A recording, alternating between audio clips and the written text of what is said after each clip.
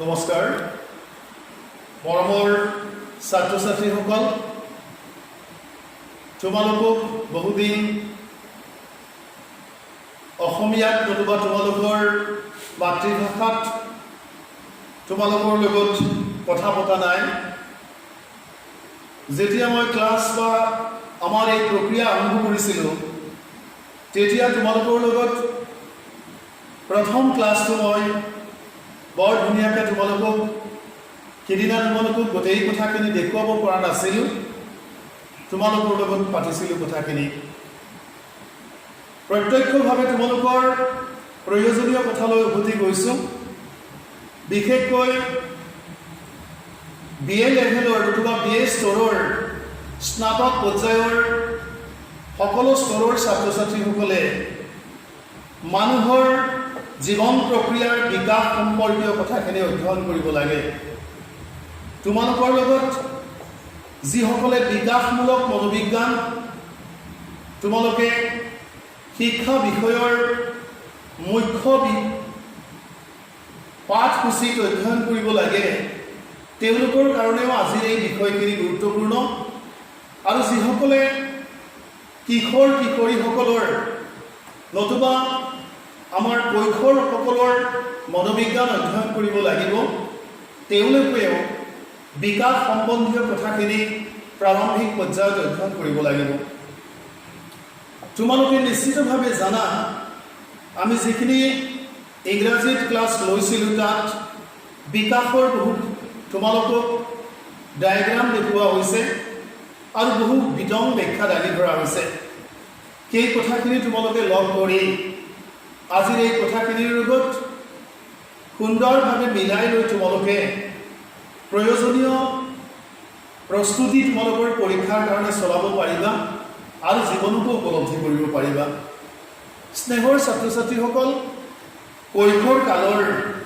মানুহৰ জীৱনৰ কৈশোৰ কালৰ বিকাশ সম্বন্ধীয় কথাখিনি অধ্যয়ন কৰিবলৈ তোমালোকে নিশ্চিতভাৱে গম পোৱা যে আমি বিকাশ সম্বন্ধীয় এটা ধাৰণা ভালভাৱে ল'ব লাগিব বিকাশমূলক মনোবিজ্ঞান নতুবা কিশোৰ কিশোৰীসকলৰ মনোবিজ্ঞান ইন্ট্ৰডাকশ্যন টু এডলেসেন্ট সাইকোলজি নতুবা ডেভেলপমেণ্টেল সাইকোলজি বুলি আমি যিটো কথা কওঁ সেই কথাখিনিৰ লগত আজিৰ এই প্ৰাৰম্ভিক কথাখিনিৰ গুৰুত্ব আছে মানুহৰ জীৱনৰ বিকাশ প্ৰক্ৰিয়াত দুটা স্তৰত মূলত ভোগোৱা হয় এটা স্তৰ হৈছে জন্মৰ পূৰ্বৱৰ্তী স্তৰ আৰু আনটো হৈছে জন্মৰ পৰৱৰ্তী পৰ্যায় বা স্তৰ আমি জন্মৰ পূৰ্বৱৰ্তী পৰ্যায়ৰ কথাবোৰ দেখিবলৈ নাপাওঁ কিন্তু জন্মৰ পৰৱৰ্তী পৰ্যায়ত বিকাশৰ যিখিনি পৰ্যায় সেই পৰ্যায়বোৰ আমি নিজস্ব দৃষ্টিভংগীৰে ভালকৈ উপলব্ধি কৰিব পাৰোঁ আৰু তোমালোকে নিজৰ পৰীক্ষাৰ কাৰণে এই কথাবোৰ নিজৰ জীৱনৰ ফালে লক্ষ্য কৰিলেই ভালকৈ লিখিব পাৰিবা বুলি মই অনুভৱ কৰোঁ মানুহৰ জীৱনৰ বিকাশৰ জন্মৰ যি পূৰ্বৱৰ্তী অৱস্থা সেই জন্মৰ পূৰ্বৱৰ্তী অৱস্থাত তিনিটা মূল স্তৰ বা পৰ্যায় পোৱা যায় আৰু প্ৰথম পৰ্যায়টো হৈছে গৰ্ভধাৰণৰ পৰ্যায় বা স্তৰ যিটো সময়ত X আৰু Y ক্ৰমোজম মাতৃগৰ্ভত ভ্ৰূণ হিচাপে সংস্থাপিত হয় সেই নিৰ্দিষ্ট মুহূৰ্তটোৰ পৰা 4 দিন সময়লৈকে কনসেপশ্যনৰ ষ্টেজ গৰ্ভধাৰণৰ স্তৰ বা পৰ্যায় বুলি কোৱা হয় পৰৱৰ্তী পৰ্যায়ত 4 দিন পাৰ হৈ যোৱাৰ পিছত 4 দিনৰ পৰা প্ৰায় 8 সপ্তাহ কাল অৰ্থাৎ প্ৰায় 56 ডেজ 56 দিন 4 দিনৰ পিছত প্ৰায় 56 দিন 56 ডেজ বা 8 সপ্তাহৰ মাতৃগৰ্ভত তুমি যে আছিলা বা শিশুটো সংস্থাপিত হৈ থাকে বিকাশ লাভ কৰে সেই স্তৰটো কোৱা হৈছে দ্বিতীয় স্তৰ যাক এম্ব্ৰয় বুলি কোৱা হৈছে সুন্দৰভাৱে ভ্ৰূণৰ আকৃতি গতিশীল ধৰণে বিকশিত হয় শিশুটোৱে ভিন্ন পৰ্যায়ত সি আকাৰ প্ৰাপ্ত হয় আৰু এই 8 সপ্তাহ অৰ্থাৎ 56 ডেজ অতিক্ৰম কৰাৰ পিছত অৰ্থাৎ 56 দিনৰ পিছত 56 দিন পাৰ হৈ যোৱাৰ পিছত জন্মৰ মুহূৰ্তলৈকে মানৱ বিকাশৰ মাতৃগৰ্ভত থকা কালৰ পৰিপক্ক ভ্ৰূণৰ পৰ্যায় বুলি কোৱা হৈছে। মনোবিজ্ঞানীসকল চিকিৎসা বিশেষজ্ঞসকলৰ মতে এটা মানৱ শিশু মাকৰ গৰ্ভত 266 দিন 266 ডেইজ আৰু কেতিয়াবা গড় হিচাপে 270 দিনলৈকে মাতৃগৰ্ভত থাকে। এই সময় কেতিয়াবা কম হ'ব পাৰে, কেতিয়াবা বেছি হ'ব পাৰে। আগতীয়াকৈ শিশুটোৰ জন্ম হ'ব পাৰে, কেতিয়াবা জন্মৰ সময় অলপ পিছুৱা হ'ব পাৰে। যিয়েই নহওক 266 দিন 266 ডেইজ মাতৃগৰ্ভত শিশুটো থকাৰ পিছত গৰ্ভস্থ সন্তান ভূমিষ্ঠ হয় আৰু ভূমিষ্ঠ হোৱাৰ পিছত জন্ম লাভ কৰে। জন্ম এটা বিশেষ ধৰণৰ প্ৰক্ৰিয়া। যেতিয়ালৈকে জন্ম নাৰী মাকৰ লগত সংযুক্ত হৈ থকা নাৰীডাল কাটি দিয়া নহয় তেতিয়ালৈকে স্বতন্ত্ৰ হ'ব নোৱাৰে শিশুটো। গতিকে জন্ম তেতিয়াহে হয় যেতিয়া শিশুটো মাতৃগৰ্ভৰ সংযোগৰ পৰা স্বতন্ত্ৰ হয়, অৰ্থাৎ এম্বিলিকেল কৰ্ড যেতিয়া জন্ম নাৰী যেতিয়া কাটি দিয়া হয়। আৰু তাৰ পিছতেই আমি জন্মৰ পৰৱৰ্তী পৰ্যায়ৰ বিকাশৰ কথাবোৰ দেখিবলৈ পাওঁ। আৰু তাত আমি মূলতঃ 4টা স্তৰ পাওঁ। তোমালোকৰ ভিন্ন পৰ্যায়ত অধ্যয়ন কৰিছা। প্ৰথম স্তৰ হৈছে শৈশৱকাল, জন্ম মুহূৰ্তৰ পৰা 5-6 বছৰ বয়সলৈকে শৈশৱৰ সময় ধৰা হৈছে। দ্বিতীয় কাল হৈছে বাল্যকাল, 11-12 বছৰ বয়সৰ পৰা 18-19 বছৰ বয়সলৈকে বাল্যকাল।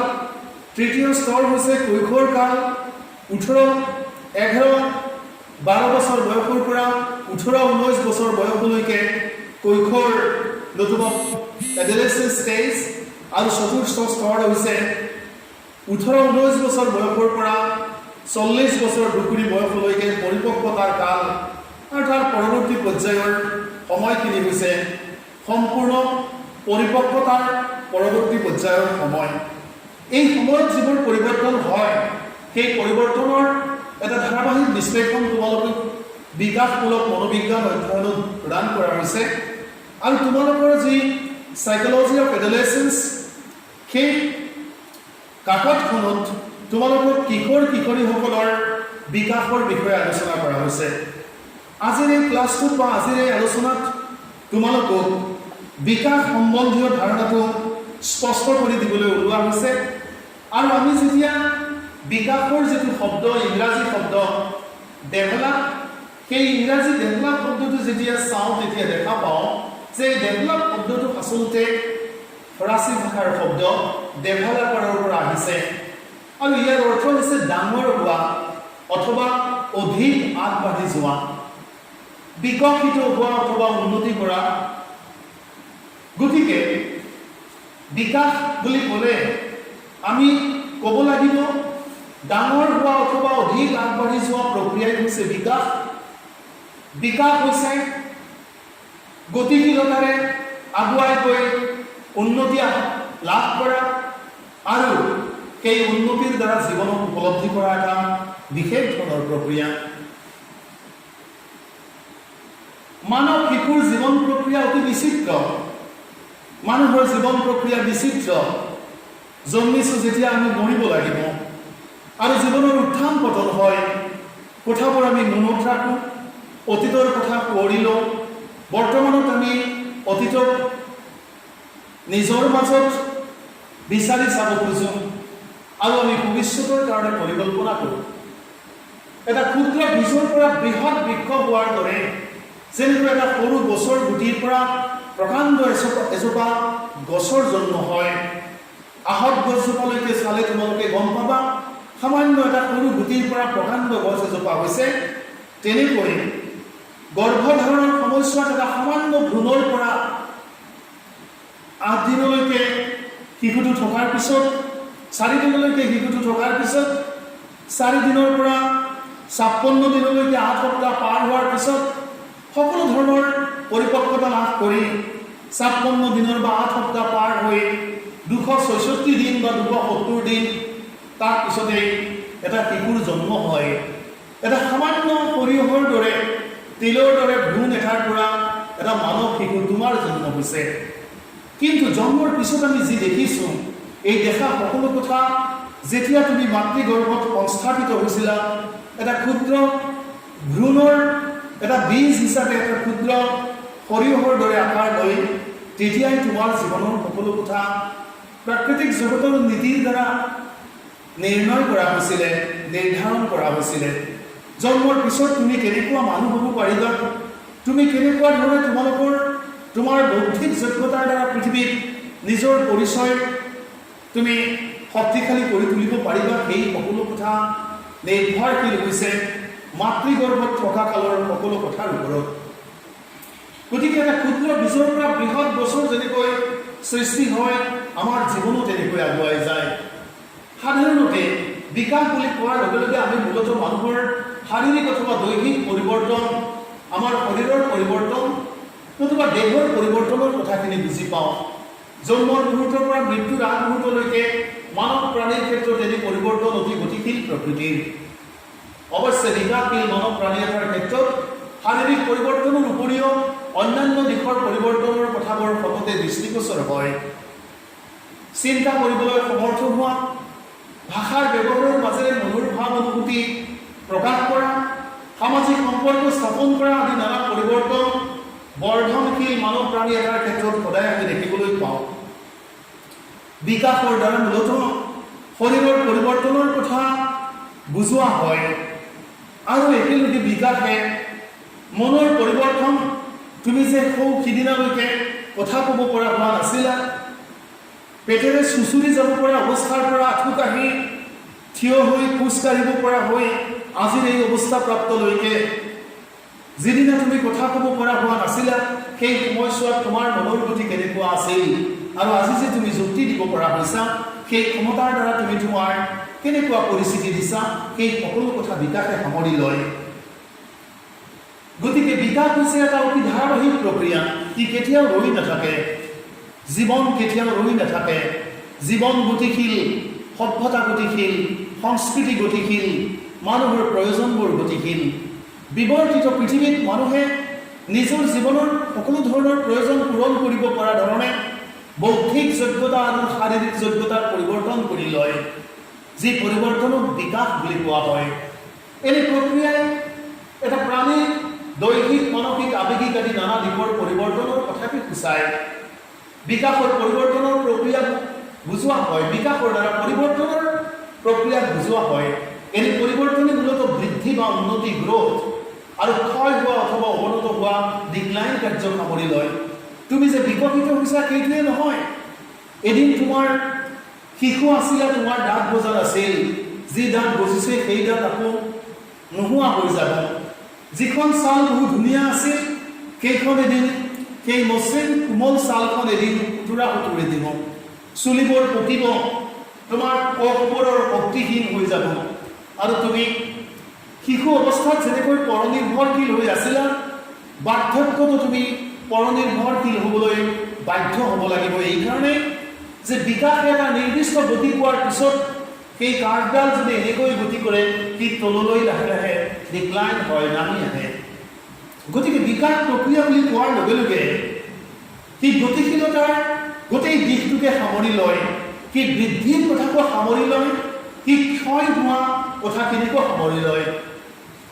মানৱ প্ৰাণী এটাৰ বিকাশৰ ক্ষেত্ৰত বিশেষ কিছুমান বিশেষত্ব অনুভৱ কৰা হয়। তুমি উপলব্ধি কৰিব পাৰা, আজি যদি তুমি চিন্তা কৰি চোৱা, তুমি গম পাবা কথাবোৰ। সাধাৰণতে মানৱ প্ৰাণীৰ বিকাশ প্ৰক্ৰিয়াত জৈৱিক, বায়'লজিকেল, কগনিটিভ, যুক্তি দিব পৰা মনন শক্তি আৰু সামাজিক আৱেগিক দিশসমূহৰ আভ্যন্তৰীণ কাৰ্যকলাপৰ দ্বাৰা সম্ভৱ হৈ উঠে। দৈহিক পৰিৱৰ্তন হয়, যাৰ কাৰণে খাদ্যৰ প্ৰয়োজন, বৌদ্ধিক প্ৰয়োজন, কগনিটিভ, যাৰ কাৰণে বুদ্ধি শক্তিৰ বিকাশ হয়, যিবোৰ শক্তি জন্মৰ গৰ্ভস্থ অৱস্থাতেই প্ৰকৃতিয়ে আমাক দিছে। সামাজিক আৰু ইমোচনেল, আমাৰ সামাজিক সক্ষমতাৰ বিকাশ হয়, আমি আৱেগৰ প্ৰকাশ কৰিবলৈ সক্ষম হৈ উঠোঁ। আমি এই সকলোবোৰ কথা জিনসমূহৰ দ্বাৰা নতুবা আমি হেৰিডিটি বংশানুক্ৰমিক ইতিহাসৰ দ্বাৰা যি শক্তি লাভ কৰোঁ সেই শক্তিৰ বিবৰ্তন ঘটাই আহৰণ কৰি লোৱা শক্তি আকৌ কালৰ গতিত লাহে লাহে নিম্নমুখী হয়, আমি হেৰুৱাই পেলাবলগীয়া হয় আৰু সেইকাৰণে আমি মৃত্যুৰ ফালে আগুৱাই যাওঁ। প্ৰজ্ঞান প্ৰক্ৰিয়াসমূহৰ ভূমিকা আমি যেতিয়া চাওঁ তেতিয়া সেই ভূমিকা মূলতঃ মানসিক কাৰ্যকলাপৰ লগত জড়িত হৈ আছে। আমি যে প্ৰজ্ঞানৰ কথা কওঁ, জ্ঞান আহৰণ কৰাৰ কথা কওঁ, সেই ক্ষমতাসমূহ আমাৰ সংবেদন লাভ কৰা যি সংবেদনৰ বিষয়ে তোমালোকে পঢ়িছিলা সেই সংবেদনৰ লগত জড়িত হৈ আছে। তোমালোকৰ সংবেদন কেতিয়াও জ্ঞান নহয়।